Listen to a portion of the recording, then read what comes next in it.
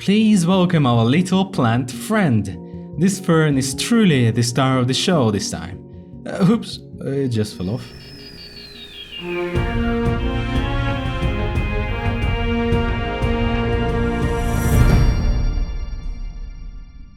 Greetings, gatekeepers. I'm Celerath. Alright, I was kidding. Please ignore this floating bush. I'm going to replace it later with something that would look more like a consciousness. Perhaps a wisp or a floating ball of energy. It's supposed to represent the player while they haven't respawned. So, let's proceed to the big news, character customization. Just look at that dinosaur. And I can just, boom. Boom, boom, boom, boom, boom, boom. Randomize. Quick note, this window is a little bit empty for now, but it's where the description will go into later. Oh, that dinosaur looks very fancy. It's kinda sharkish. It always surprises me, even though with so little customization options I've made so far, it still offers that amount of variety. The randomization button always gives that new fancy look. These spots need to be darkened though. About those menus, it's all work in progress still. There's gonna be fancier effects for sure, but for now it just serves as a gradient and body part picker. There is a skin selection button surrounded by 4 body part choices. And at the bottom we have the color buttons. I'll quickly show how it works behind the scenes.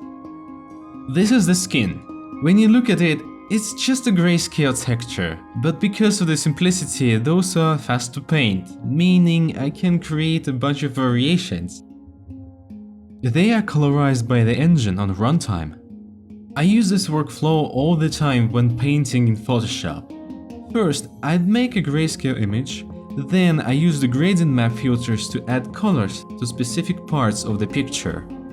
Instead of me doing it manually, there is another map that tells the game where to apply these color gradients. Like for example here, in the blacks we have the fleshy and slimy areas, in the mids we have the belly, and then it transitions to white, where it indicates the back region. On other channels there are markings and horns and claws. Each gradient color can be further adjusted. So even within one gradient texture, you still have some control on how it's going to appear. Usually darker or lighter. You can see how this slider modifies the color of the eyes, changing values from light to dark, while still maintaining a similar color. Alright, this is really all I wanted to tell about the character customization in this brief overview. Perhaps sometime later I will make a more in-depth look, but there's still a couple more things I wanted to show you as well. One of these things is that the character can get dirty. It's not in the game yet, but it will be at some point. Oil, mud, sand, or even some glowing toxic stuff. There are different regions where a dirt layer can be applied. On the back, feet, inside the mouth, and even a couple of other spots I won't be showing on YouTube. Many of you have been asking, and here's the answer. No, we don't absolutely have to have the locked top-down camera.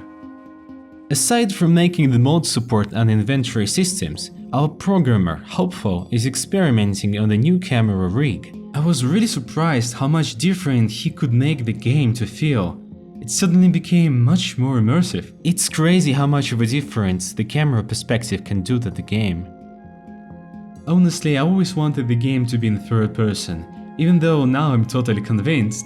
There were some big reasons why I even stopped considering it for a while. I wasn't sure if the textures and the graphics will look decent up close. Our game is quite stylized and we don't use the normal maps, because we need a much faster art asset creation time. And also, I wasn't sure if I can create decent enough animations for up close view. But now as I look at it, it doesn't appear as bad. It's kind of old schoolish in a way. Reminds me of a modernized PlayStation 2 graphics in some way. It's not bad, I think.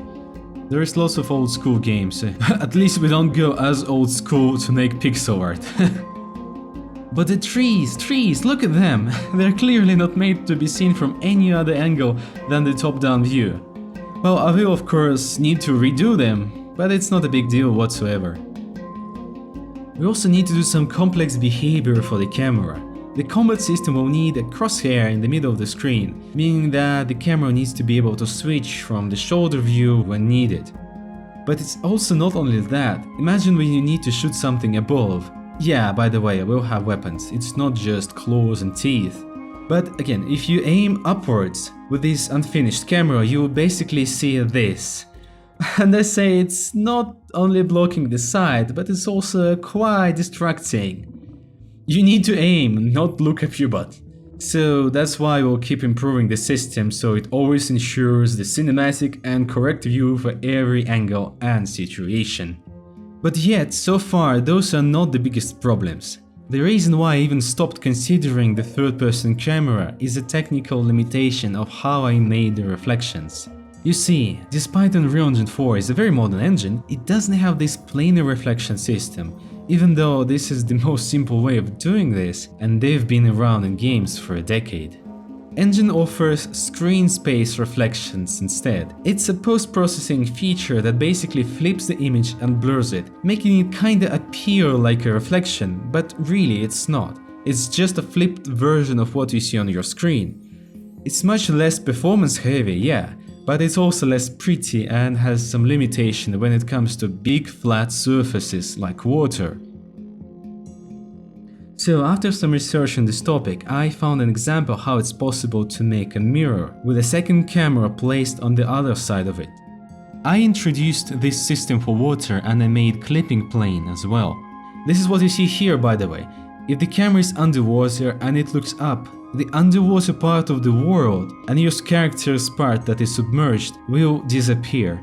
This will allow reflections to be rendered in the correct perspective. Perhaps with some clever math, the system can be improved so it just doesn't get clipped like this.